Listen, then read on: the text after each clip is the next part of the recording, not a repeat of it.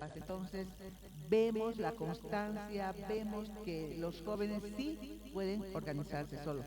Solo felicitarles a todos los que han sido partícipes, los que han generado este proceso solos.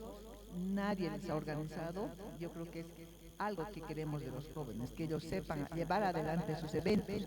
Lamentamos y pedimos muchas disculpas a nombre de los jóvenes de Cochabamba, quienes lamentablemente, algunos por trabajo y otros por no sé qué, no han estado aquí presentes para ser los anfitriones y dar la bienvenida a los jóvenes que han llegado de otros departamentos.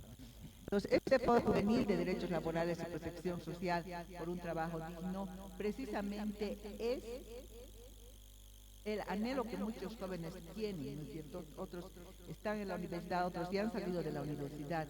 Todas y todos queremos tener un trabajo digno y tenemos instituciones que apoyan, que es INSPIR Bolivia a través de la WSM, es una institución a nivel intercontinental, ¿no? Que está apoyando ya hace 3 años que se ha, como les decía, se ha formado el tema de los jóvenes en la red INSPIR y ahora los jóvenes ya están organizados.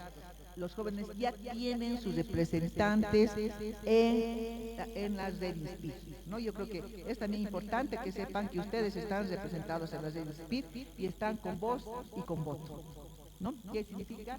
Está Keila participando, está su otro hermano también participando como coordinadores. Entonces, es importante también que sepan que ustedes están representados en la red INSPIR, ¿no? Que están participando de todos los espacios que conlleva esta representación. Entonces, voy a felicitar nuevamente a los jóvenes, dar nuestra cálida bienvenida a la ciudad de Cochabamba y decirles que se ha sembrado la semillita hace 2 años y esperemos que esto vaya creciendo. Esperemos que esos líderes que están hace 3 años en esta red Inspir Bolivia vayan fortaleciendo y vayan también renovando el tema de poder continuar y poder llevar siempre su voz a la red Inspir. No que es un espacio no solamente a nivel nacional, sino es a nivel intercontinental, ¿no? Entonces la voz de ustedes va a ser escuchada, la voz de ustedes va a tener una respuesta y no se va a quedar simplemente en un discurso, no se van a quedar en propuestas que ustedes, los jóvenes, van a poder hacer conocer a través de sus representantes en la red SPIR. Entonces, tengan una jornada muy llena de logros, tengan una jornada de conocimientos, porque si bien se han conocido por el Zoom, pero es diferente cuando están personalmente. Los conózcanse, presenten sus propuestas y sobre todo les deseo que en esta jornada tengan resultados para que puedan ser presentados a las redes SPIR. Muchas gracias y feliz jornada.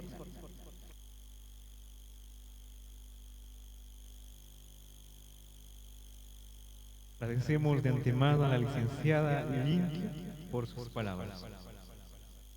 Bien, para comenzar con las ponencias de esta jornada tenemos el honor de contar con la presencia de una joven profesional comprometida con el fortalecimiento de los derechos laborales en nuestro país. Les quiero presentar a Paola Quisbert Cabrera, abogada de profesión con experiencia como consultora en Fundación Jubileo y becaria de distintos programas de formación juvenil a nivel internacional. Paola ha desempeñado como facilitadora en temas laborales y de seguridad social, acompañado procesos de orientación y formación para jóvenes, trabajadoras y trabajadores. Nos presentará su exposición que es Situación del acceso al trabajo y estabilidad laboral en Bolivia. Adelante, Paola, recibamos con un fuerte voto de aplausos.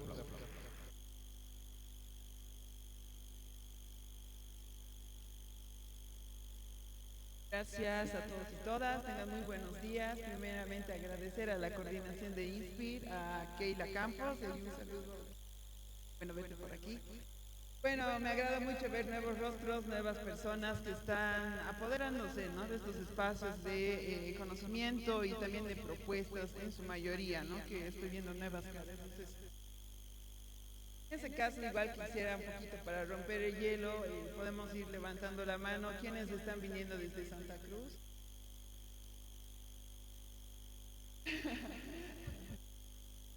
Ver desde nuestros anfitriones, que Jink igual hizo una disculpa, pero ahí Gastón, un saludo a Gastón. Desde el Alto, ¿quiénes vienen del Alto? De La Paz.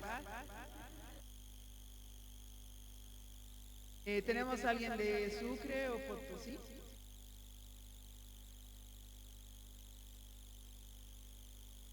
¿Alguien de Oruro?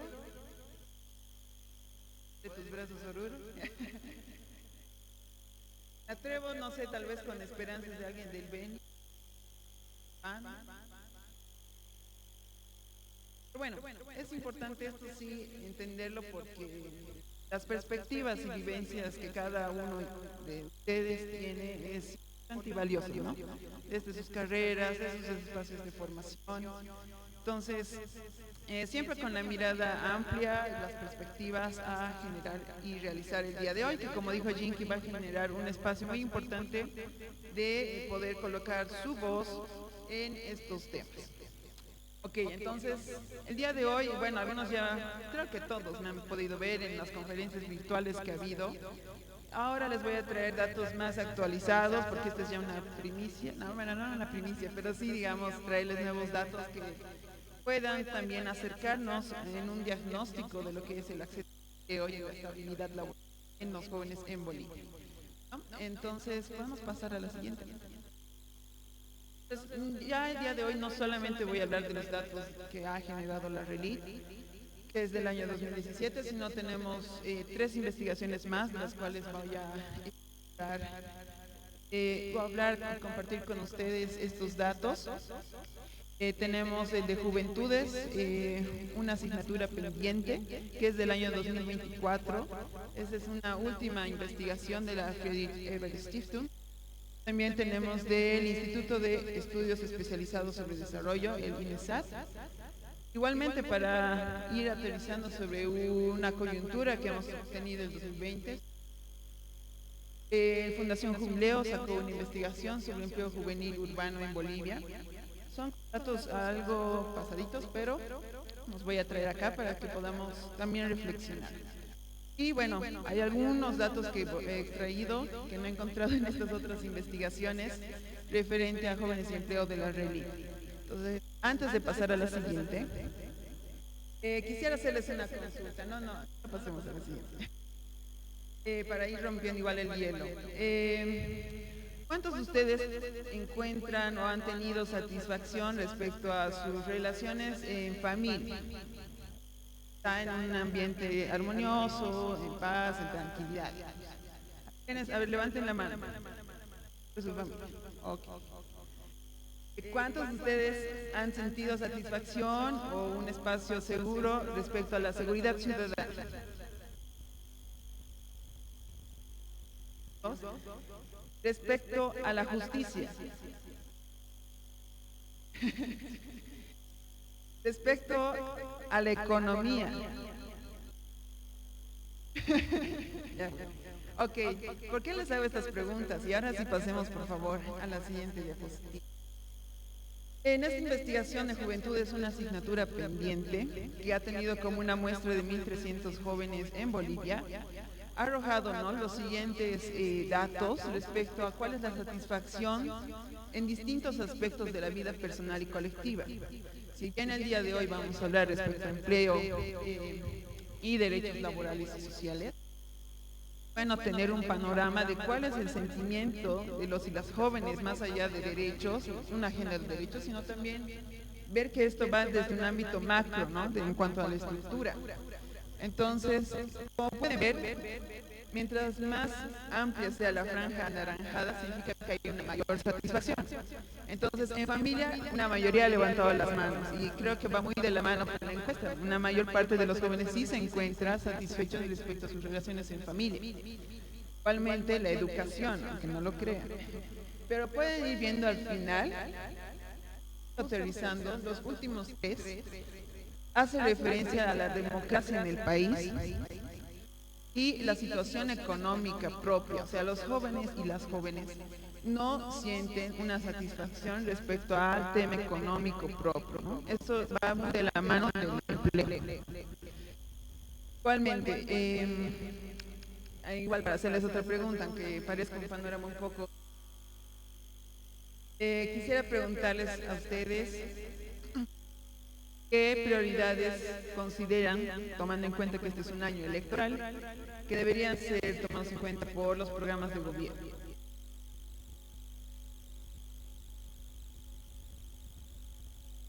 Entonces, ¿qué temas priorizarían?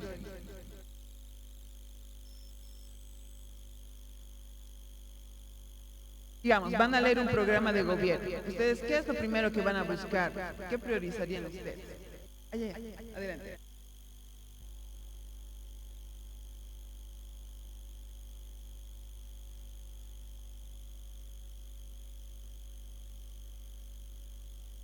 Seguridad.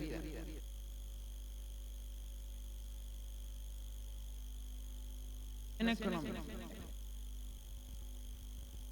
Y las últimas dos van un poco ya más macro, ¿no? El tema de empleo. ¿Cómo se generaría una propuesta económica que podamos tener un acceso a un trabajo? Ok, ahora sí pasemos. En esta investigación, los principales problemas que identifican las y los jóvenes de Bolivia, y la primera es la pobreza, el desempleo y el empleo y salud, ¿no? Pueden ver, hay un porcentaje muy elevado de la preocupación, en donde son los principales problemas que identifican las y los jóvenes, ¿no? Pasando por favor a la siguiente. Y también va de la mano respecto a cuál es la priorización de campos de acción en política. Las y los jóvenes consideran una de las primeras priorizaciones respecto a la acción de políticas públicas referido al tema de producción, tema de energías, igual el tema de empleo, ¿no? Pero en segundo lugar, no va muy lejos, ¿no? El tema de la protección y bienestar social, que han podido ir viendo, ¿no?, en estas charlas virtuales cuál es el alcance de los derechos sociales y sobre todo de la seguridad social. No sé si alguien nos puede ayudar a extraer y hablarnos un poquito de estos derechos de la seguridad social, que es un tema que a mí me encanta. ¿Saben en qué comprende? ¿Cuáles son los espacios que abarca la seguridad social? Bolivia. Ha habido una charla.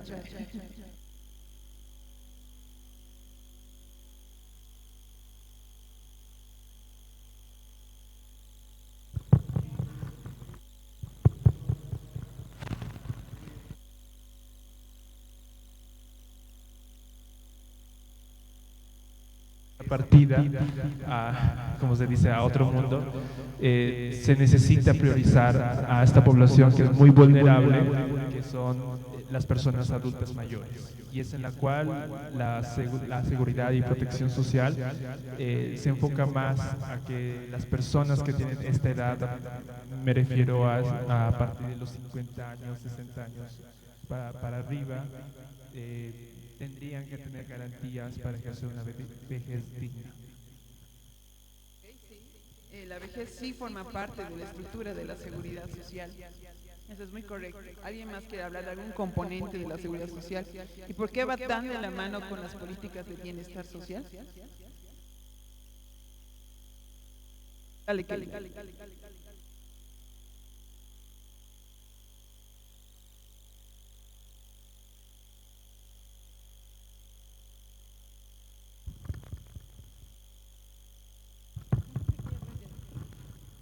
Ahora ya funciona. Bueno, un componente principal también, ¿por qué está relacionado con las políticas públicas, no? ¿Por qué? Porque se supone que el Estado debe garantizar las condiciones también para tener una vida digna. Entonces, por ejemplo, en el plan de gobierno actual, supone que tenemos, ¿no es cierto?, la estructura ideal manuscrita, por así decir, lo cual no se ve en la realidad, pero en esa estructura está claro, ¿no?, la seguridad alimentaria, por ejemplo, un tema muy aparte de lo que estamos hablando ahorita, pero que tiene que ver con la vida digna. Entonces, esa es la relación que existe entre las políticas públicas. El Estado tiene responsabilidad, por lo tanto tiene este componente principal con la ciudadanía. Okay, súper, Keila.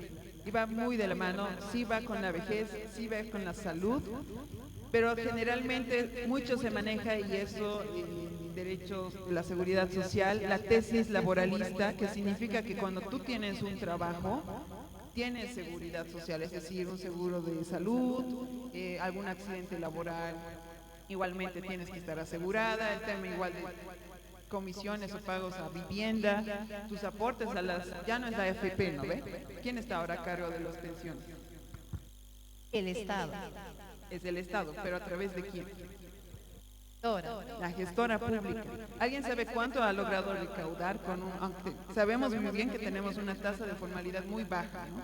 Pero ¿saben cuánto ha logrado recaudar esta pequeña porcentaje de trabajadores y trabajadoras? Creo que era más de 20.000 millones de bolivianos.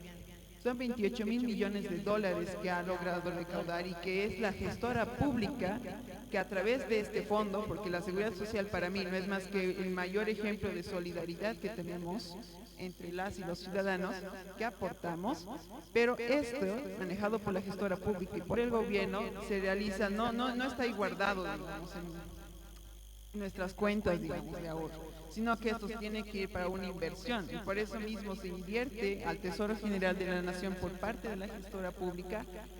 Y bueno, de ahí a saber si bien o mal, pero el Estado maneja esos fondos. No sé si se acuerdan esa intervención que hubo en la fábrica de papas fritas en el Alto, ¿no?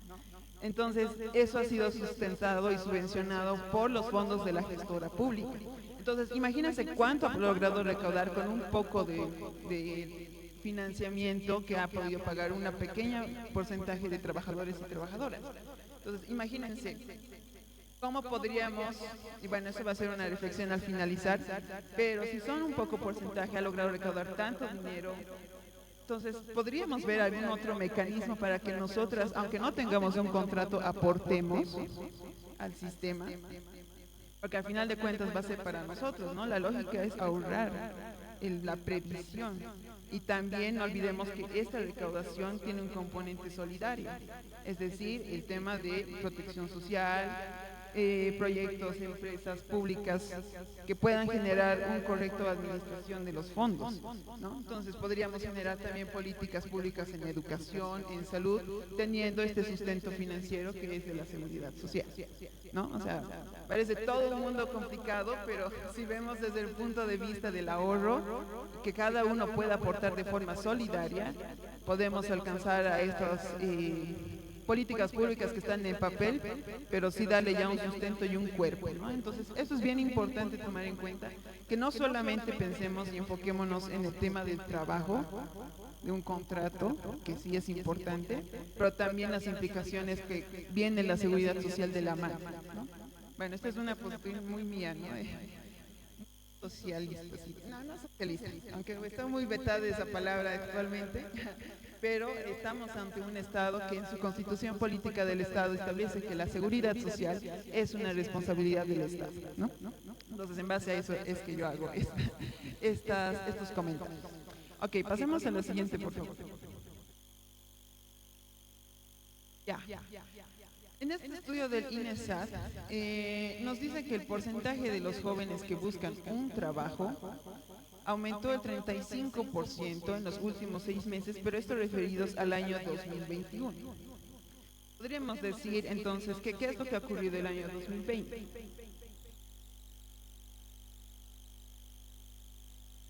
Pandemia, ¿no?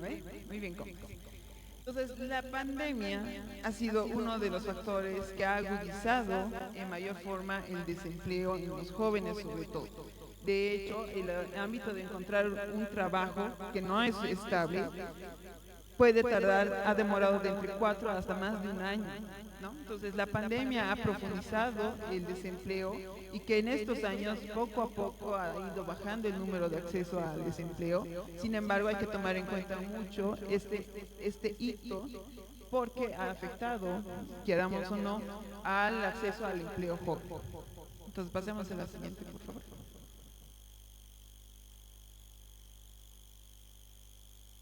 Esto es esta, no puedo sacar.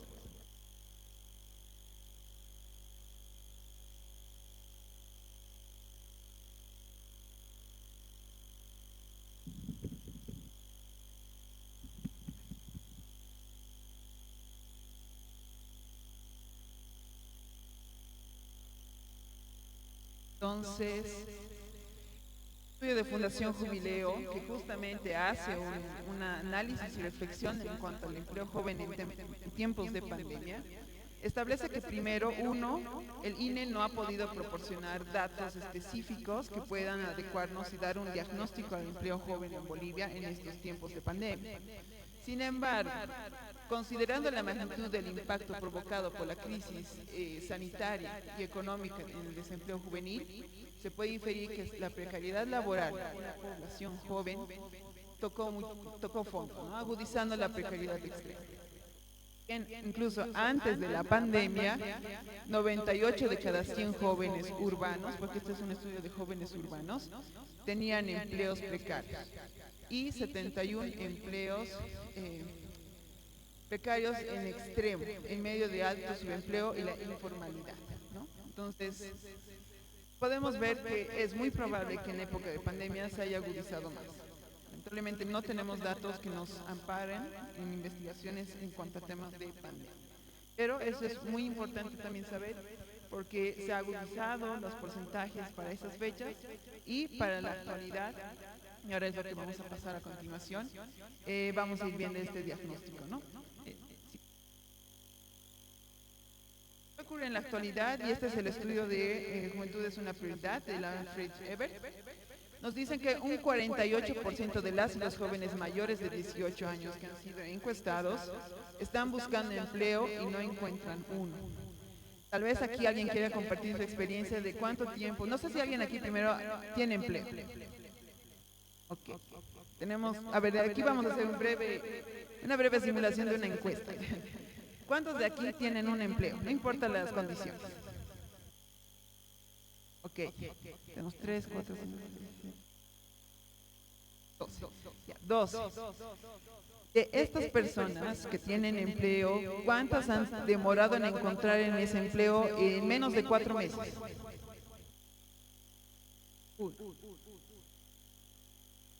Ya, 4 personas. De los que han levantado la mano, ¿cuántos han conseguido este empleo en al menos 6 meses? 3. ¿Se han demorado más de 6 meses en encontrar este trabajo? Había más manos. Ya. No sé si alguien quiera compartir su experiencia de en cuánto tiempo, o sea que ha sido mucho tiempo, pero ¿cuánto tiempo han demorado en encontrar trabajo y cómo lo han conseguido?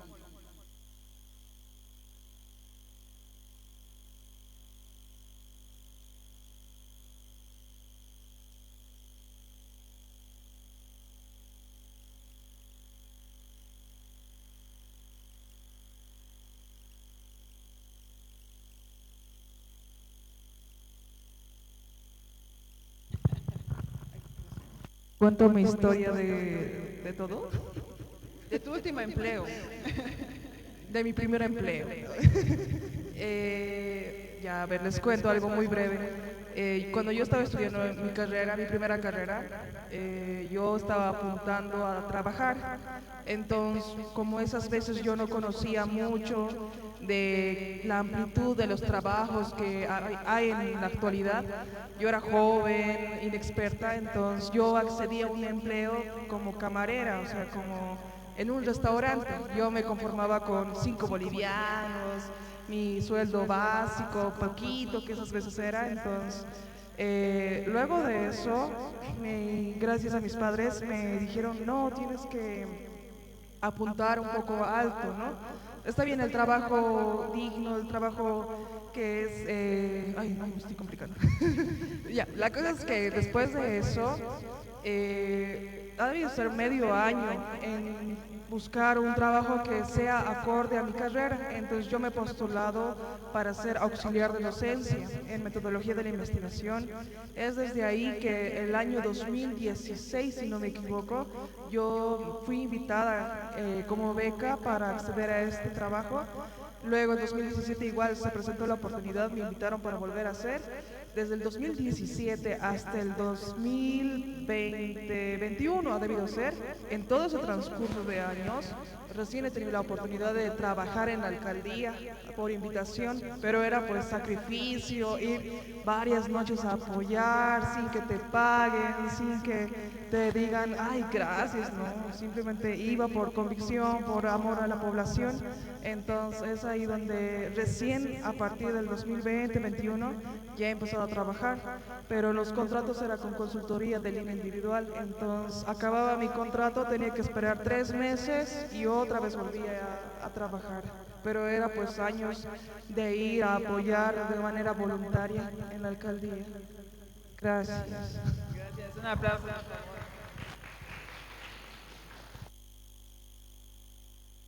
¿Puedo contar algo? Bueno, qué énfasis en lo que acaba de decir. Celeste. Celeste, qué bonito nombre.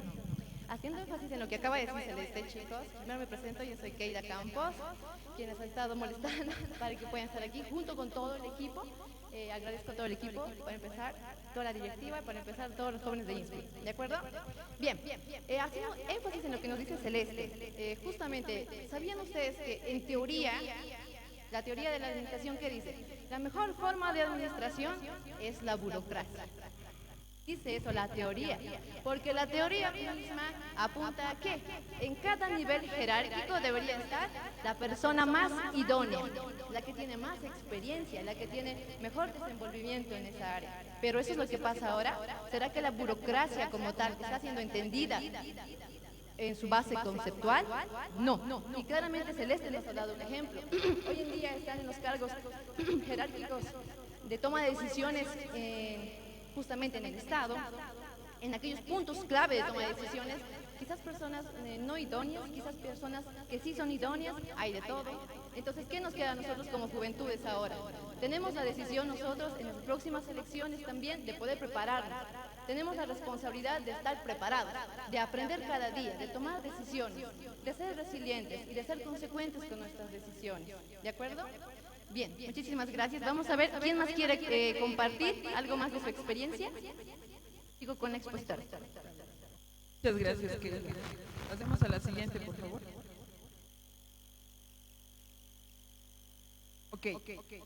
Tal como habíamos hablado en estas charlas que hemos tenido previas, hemos hablado primero de los jóvenes que no han podido conseguir trabajo. Ahora vamos a hablar de las y los jóvenes que sí han conseguido trabajo, pero ¿en qué condiciones? Ahora con cifras más actualizadas. A la siguiente, por favor.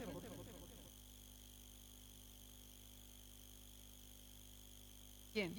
Esta investigación que nos habla de juventud, una asignatura pendiente, menciona de los jóvenes encuestados que un 46% tiene un empleo, ¿no? De 1.300 personas, el 46% tiene un empleo, en el cual, en la mayoría de los casos, es temporal. Aquí a quienes han levantado las manos, ¿quién tiene un contrato indefinido, a plazo indefinido? Okay.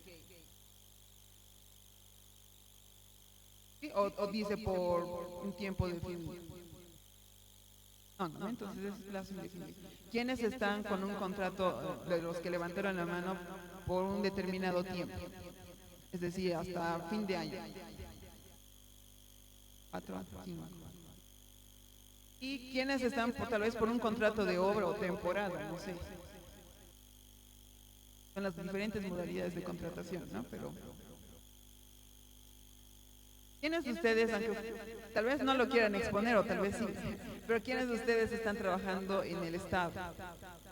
Ya sea gobierno nacional o de gobernaciones o municipios. Sí, alcaldía. Entonces generalmente son por tiempo hasta fin de año, ¿eh? Y luego te esperan un año, unos 2 meses y de nuevo te renuevan tu contrato, ¿eh? Sí, eso es para evitar justamente el tema de los derechos laborales, para que no se cuente tu antigüedad, el tema de incluso los quinquenios y otros derechos, ¿no?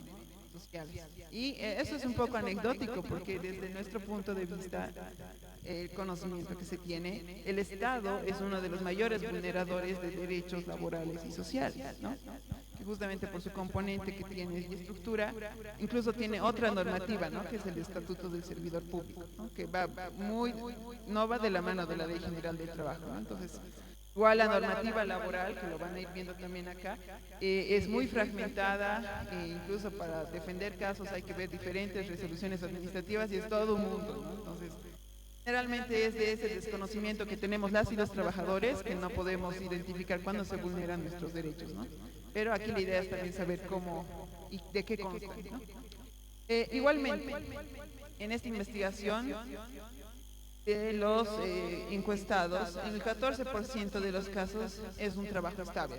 Es más o menos como aquí han mencionado, ¿no? 2 personas de todo este auditorio tienen un trabajo estable. Asimismo, un 6% tiene más de un trabajo, que eso tampoco he preguntado. ¿Quién tiene más de un trabajo aquí? 2. Que sí es un porcentaje bajo. No digo que es igual a esta encuesta, pero se acerca, ¿no? Como pueden ir viendo. Y un porcentaje similar no estaba buscando un trabajo. ¿Saben cómo se llamaba? ¿Cómo denominamos a quienes no trabajan ni estudian? Ninis, ¿no? Es un fenómeno interesante, aunque los estudios revelan que este porcentaje ha ido reduciendo en Bolivia justamente por el acceso a la educación y que hay un mayor interés en seguirse formando y capacitándose.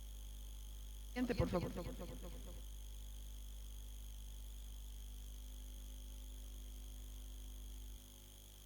Sí, justamente aquí vamos a ir aterrizando en esos datos de la encuesta, que el emprendimiento, un 11% de los jóvenes encuestados trabajan en su propio emprendimiento, lo cual también podría ser una forma de generar ingresos, ¿no?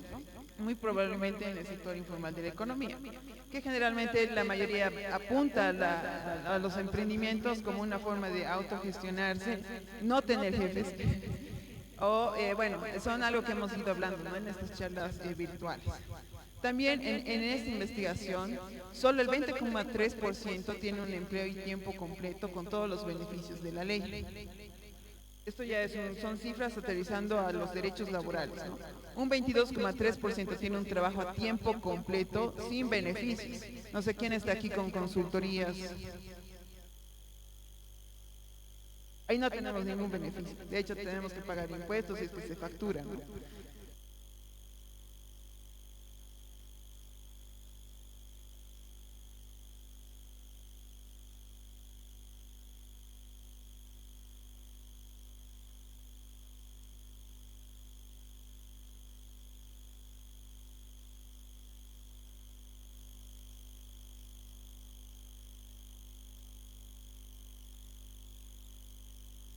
Y bueno, depende del contrato, hay contratos con confidencialidad que no puedes exponer tus propios resultados de trabajo o algo por el estilo. Depende y varía de cada caso el tema del trabajo, pero bueno, el trabajo que uno realiza no es tanto para uno, sino estamos bajo subordinación y dependencia, ¿no?, de un empleador. Igualmente, el 26,1% posee un trabajo a medio tiempo, que puede ser esos escenarios en donde las y los jóvenes tienen un trabajo pero al mismo tiempo estudian.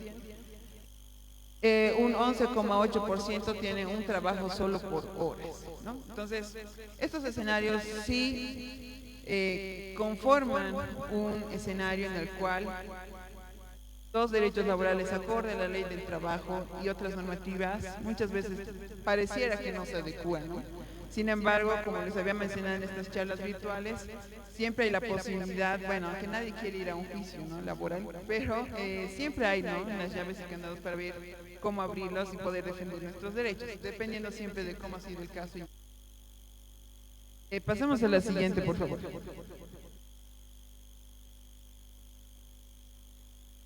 Nuevamente, bueno, tengo que retrotraer porque no encontré en estas investigaciones datos que nos acerquen a la actualidad, pero sí traigo en relación a jóvenes y empleo de la RELIT. Nuevamente, ¿no?, llamando la atención que el mayor porcentaje de ingresos, sobre todo en el género femenino, son sueldos de entre menos de un salario mínimo nacional, ¿no? Entonces, ustedes deben estar ganando menos del salario mínimo nacional por mes.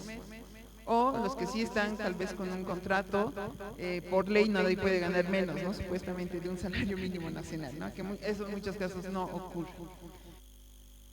Pasemos a la siguiente.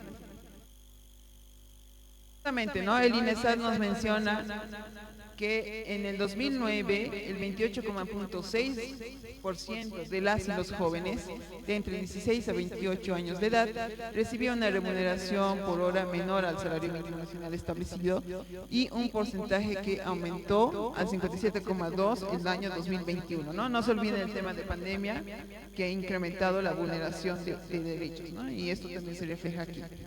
Pasemos a la siguiente, por favor. En las actividades laborales, bueno, esta es una encuesta del año 2017, obviamente las necesidades acorde a la situación del país pueden cambiar, pero en gran parte a los jóvenes encuestados en esta investigación eran oficios u ocupaciones muy diferentes a lo que habían estudiado, que por eso está la casilla de otros, pero también hay el tema de dar clases, ¿no? Que muchos de quienes estamos estudiando también tenemos la intención de también impartir y ser docentes, ¿no? No sé. Sí, pero hay, ¿no? Ese interés. Cambian los intereses también en relación al entorno en el que uno está, ¿no? Pasemos, por favor. Ok, estos son en relación a la investigación de jóvenes y empleo, el tipo de derechos laborales que mínimamente deberíamos conseguir, ¿no? O tener. Entonces, la mayoría no contaba con el tema de pago de horas extra, que no sé cuántos de aquí trabajan más de las 8 horas o establecidos de contrato. También el tema de un seguro de salud, que una mayoría no está asegurado, sobre todo en el tema informal. Y las vacaciones, ¿no? Que eso parece un sueño también, ¿no? Solo las vacaciones indefinidas es cuando te despiden y ya. Entonces, o cuando acaba tu contrato, ¿no? Siguiente, por favor. También quería retrotraer estos datos, si bien son del año 2014 de CETLA, pero sí elabora un perfil y cuáles son las aptitudes que los empleadores o las empleadoras toman en cuenta a la hora de contratar, ¿no? Generalmente resalta más aspectos de la responsabilidad, el tema de trabajo en equipo. En cambio no hay tanto el interés, aunque sí está en un porcentaje, pero de la formación técnica, ¿no? No sé ustedes cómo les ha ido en sus entrevistas de trabajo. ¿Les han hecho más preguntas así de responsabilidad, de habilidades blandas, o les han hecho preguntas de su formación y carrera académica? Si alguien se anima aquí a contar su historia en su entrevista.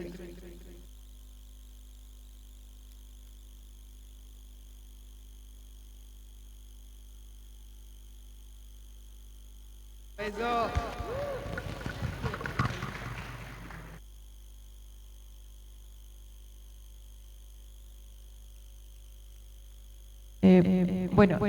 Yo no he levantado la mano por el tema de empleo en una entrevista, pero usualmente, he participado en entrevistas, normalmente he visto que hacen las preguntas con el tema de la profesión, la experiencia, ¿no?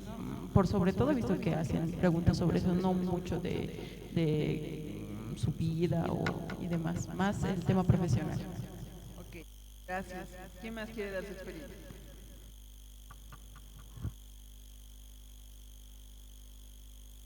Vamos a contar la historia. Más que todo, cuando yo he tenido mi primera entrevista de empleo, era de si estoy sola, casada, soltera o divorciada. Le convenía que esté soltera por el tema del tiempo del trabajo.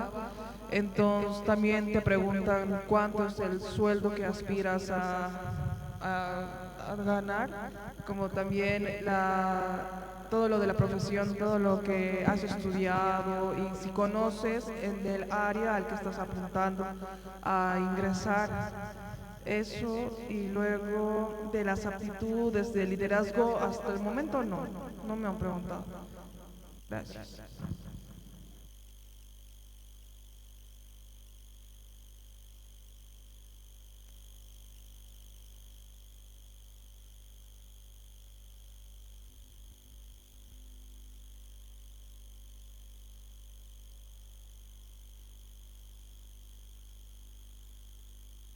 Les he dado algunos datos, acceso al empleo a las jóvenes, pero también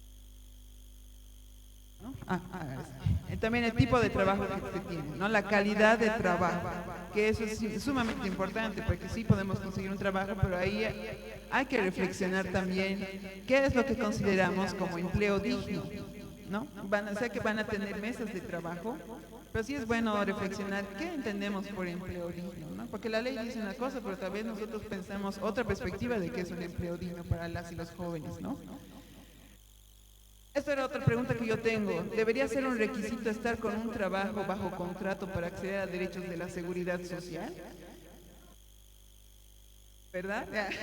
Yo me sumo porque creo que el componente de trabajo, que es la tesis laboral que maneja la seguridad social, establece que con contrato tienes derechos de seguridad social. Pero ¿dónde queda estas realidades como la nuestra, en la cual no tenemos contrato y hay diferentes escenarios de informalidad, ¿no? U otras formas de contratación? Entonces, tal vez sí sería interesante ir y ver la estructura de la seguridad social para ver otros mecanismos de aporte para poder acceder a estos beneficios, ¿no? O sea, que por constitución y por ley deberíamos tener todas y todos, ¿no? Es un derecho. ¿Es necesario uniformar la normativa laboral, ampliarla, efectivizar? ¿Cómo la efectivizaríamos, no? Como les dije, hay un montón de normativas, resoluciones, decretos que hay que ir buscando y muchas veces las desconocemos y se vulneran, ¿no? Pero son preguntas de reflexión que me gustaría que también lo podamos tomar en cuenta. Igualmente, ¿cuáles son las necesidades actuales que tiene el país para adecuar el campo laboral? ¿Ustedes cómo considerarían qué es lo que necesita el país actualmente? ¿Qué perfil de personas ustedes consideran que deberíamos tener? ¿Más servidores públicos?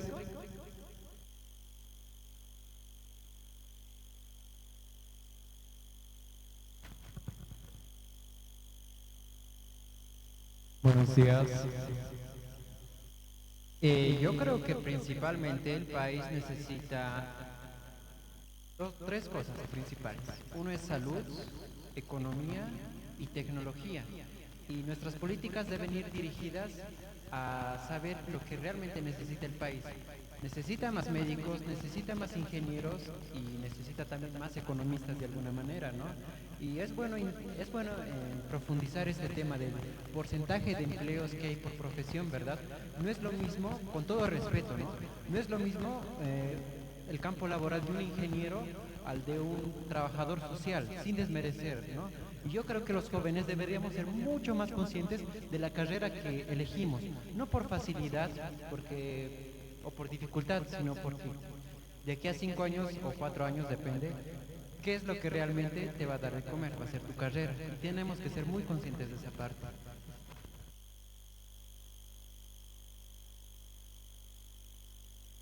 Muchas gracias. Hola, sí. Bueno, respecto a lo que decía, ¿no? ¿Qué necesita el país? A mi conocimiento, al menos desde mi perspectiva, se necesitaría lo que son recursos humanos. ¿A qué me refiero con esto? Profesionales capaces.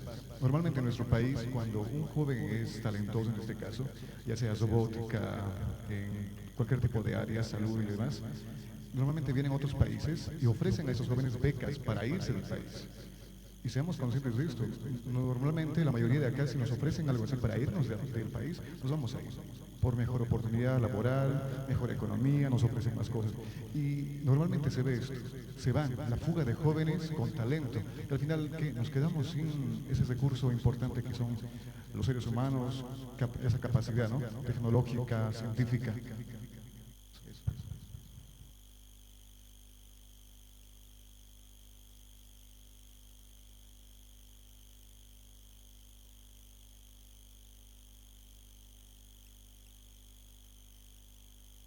Entonces sí, es correcto. O sea, tenemos que evaluar y ver cuál es la perspectiva del país y cuál es la visión del país, porque tenemos que ir más allá del presente, sino ver a futuro, ¿no? De 10 a 15 años, ¿cuál va a ser la matriz económica del país? Probablemente no está en nuestras manos actualmente modificarlo, pero sí sería bueno, y va de la mano de esta otra pregunta, de ¿la educación estará estructurada para generar el interés en los jóvenes en la formación de áreas en las que requiere el país?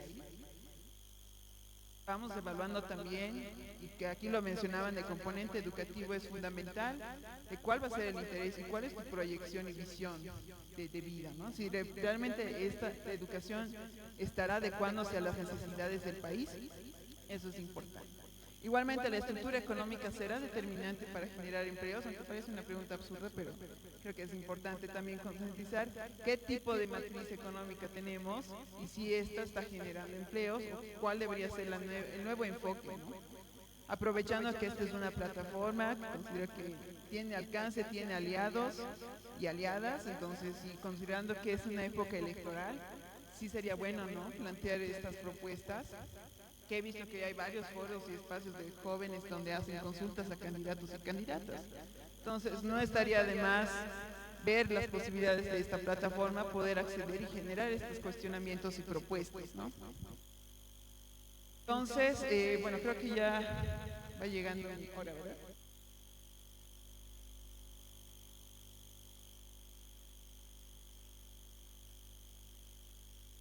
Entonces, creo que aquí hay participaciones. Gastón, Lian, no sé si quieren.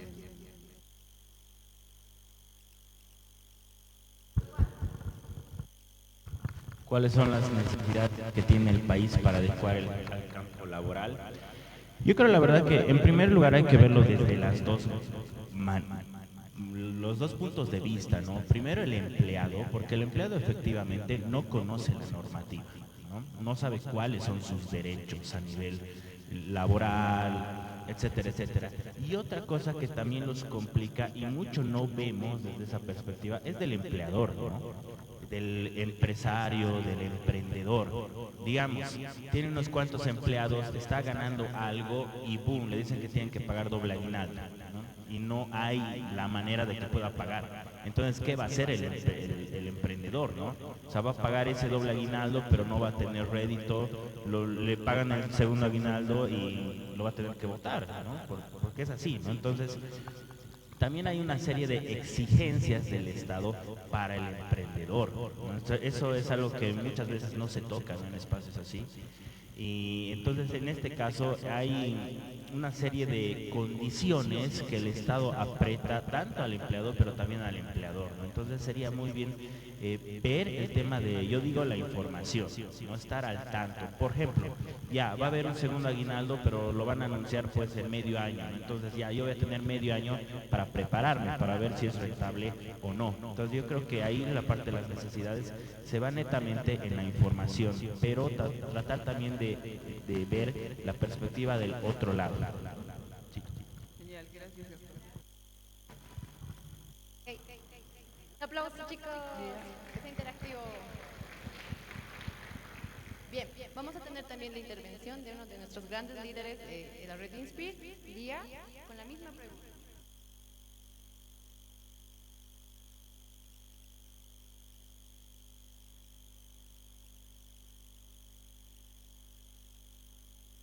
Bueno,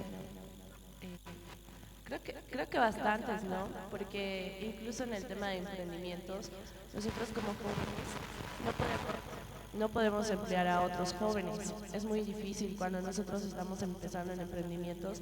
Lamentablemente tenemos que avanzar solitos. Y sabemos que cuando alguien produce por gran cantidad necesita empleados, pero ¿qué es lo que nosotros también exigimos, no? Un trabajo seguro, y nosotros tampoco lo vamos a poder otorgar. Siento que se necesita más seguridad y protección de ese lado por parte del Estado central, ¿no? Por el Ministerio de Justicia, el Ministerio de Trabajo, que se encargue de impulsar a estos jóvenes, de que puedan consolidarse, porque la mayoría trabajamos en trabajos informales. Yo, por ejemplo, tengo un emprendimiento y es con mi familia. Entonces, nosotros somos nuestros empleados, nosotros somos los que realizamos todo, porque no podemos tener otro tipo de personal. Porque veamos el tema de pagas, ¿no? En la mayoría de los trabajos informales, los jóvenes, ¿qué es lo que hacemos? Trabajamos por 50 bolivianos al día, trabajamos por incluso 100 bolivianos a la semana. Entonces, creo que viendo de ese lado, se necesita más apoyo al tema de emprendimientos, más que todo a los jóvenes, y cómo los jóvenes pueden estar informados acerca de la educación financiera, porque es lo que más falta también. La mayoría de los emprendedores no siempre son de la carrera de administración de empresas o áreas financieras, son de otras carreras y siempre chocan con el tema de impuestos al querer formalizar. Entonces yo creo que hace más falta esto, ¿no? De el apoyo y de tal de que los impuestos se reduzcan para los nuevos emprendimientos.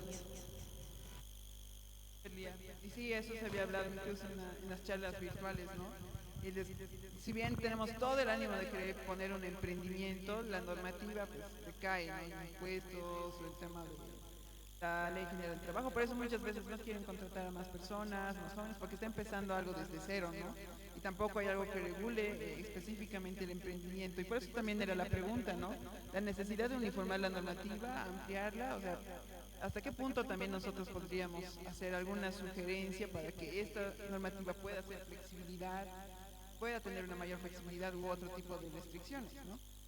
Entonces, sí es interesante la posición de Gastón desde la mirada del empleador, que eso sí es importante verlo también, porque sí está sujeto a condiciones que igualmente dependen de este sujeto, ¿no? De una relación laboral, de generar más empleos o directamente no cerrarlo o tener mayores, incluso generar diferencias, ¿no? Para contratar, pues incluso se habla mucho de contratar más varones que mujeres, porque una mujer tiene menos, acorde a la ley, horas de trabajo, el tema de incluso tener familia, tiene un perjuicio, si se puede decir, el tema de tiempos, ¿no? Por el seguro prenatal y postnatal, ¿no? Entonces, son diferentes variables que incluso el empleador tiene que ver y puede incluso vulnerar algunos derechos, pero no de forma maliciosa, ¿no? No sé si alguien tiene alguna consulta o duda más. Si no, yo voy cerrando. Un poco igual para aclarar, la seguridad social no es que bajo contrato tienes un, digamos, seguro. También de forma independiente nosotros podemos aportar al sistema, que eso muchas veces desconocemos, para tener un seguro de vejez. Sin embargo, es algo burocrático, ¿no? Y el tema de un aporte voluntario se puede realizar. Sin embargo, no sé hasta cuántos de aquí conocían que podían ustedes aportar voluntariamente al sistema de la seguridad social. O sea, en el tema de la gestora pública, en todo caso. O sea, sí hay la figura para hacer aportes independientes como trabajador independiente, pero es mucho, ¿no? El tema burocrático, el desconocimiento también, y por eso yo planteaba otros mecanismos de acceso a la seguridad social. Creo que eso sería todo, Keila. Muchísimas gracias por su atención.